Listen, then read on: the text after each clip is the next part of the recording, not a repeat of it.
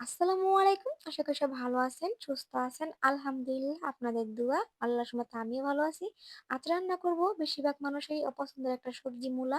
মূলা দিয়ে দেশি পুঁটি মাছের তরকারি ও সাথে করব পালং শাক দিয়ে ছোট চিংড়ি মাছের বড়া।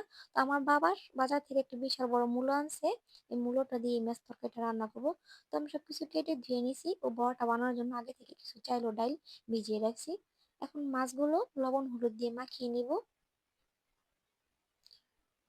তো মাছগুলো মাখানি হয়ে গেলে আমি ভরাটা করার জন্য চিংড়ি মাছ ও চাল ডালের মিশ্রণটা এগুলো ব্লেন্ডারে পেস্ট করে নেব।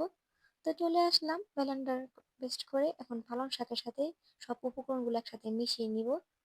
তো দিয়ে দিলাম চাল ও চিংড়ি মাছের মিশ্রণগুলো। এখন দিয়ে দিবে হলুদের গুঁড়া, পরিমাণ মতো লবণ, পেঁয়াজ কুচি, কাঁচামরিচ কুচি ও ধনিয়া পাতা।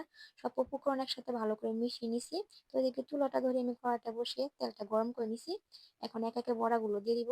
তো আপনারা কে ট্রাই করছেন জানি না এই পালং শাকে দিয়ে চিংড়ি মাছের বড়াটা।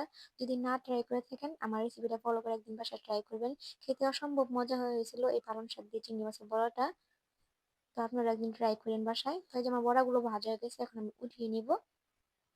এখন পুঁটি মাছগুলো ভেজে নিব। দেশি পুঁটি মাছগুলো তরকারি খাওয়ার থেকে ভাজা খেতে বেশি ভালো লাগে, তবে তরকারি এটাও ভালো লাগে।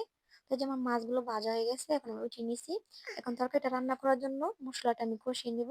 তো মশলাটা কষিয়ে আমি মূলাগুলো দিয়ে দিছি। এখন নেড়ে ঢেকে দিছি। তো ঢাকনাটা উঠিয়ে এখন দিয়ে দিব কয়েকটা টমেটো। তো টমেটো দিয়ে এটা আমি আরো ভালো করে কিছুক্ষণ কষিয়ে নেব, যেন কষানোতে মূলোটা সিদ্ধ হয়ে যায়। এখন দিয়ে দিব পরিমাণ মতো পানি। তো পানিটা দেবো, ঝোলটা যখন ফুটে আসবে আমি মাছগুলো দিয়ে দিছি, কারণ কিছুটা ধনিয়া পাতা দিয়ে তরকারিটা নামিয়ে নিব। তো আমার আজকের দুটো রেসিপি কেমন হয়েছে সবাই কমেন্টে বলে যান। ভালো লাগলে যদি সাবস্ক্রাইব করেন, লাইক করেন, ভিডিও শেয়ার করেন। আপনাদের ভালোবাসা দোয়ার সাথে ছোট বোনটা এগিয়ে যেতে চাই। তো সবাই ভালো থাকেন, সুস্থ থাকেন। দেখা হবে আগামীকাল। আল্লাহ হাফেজ।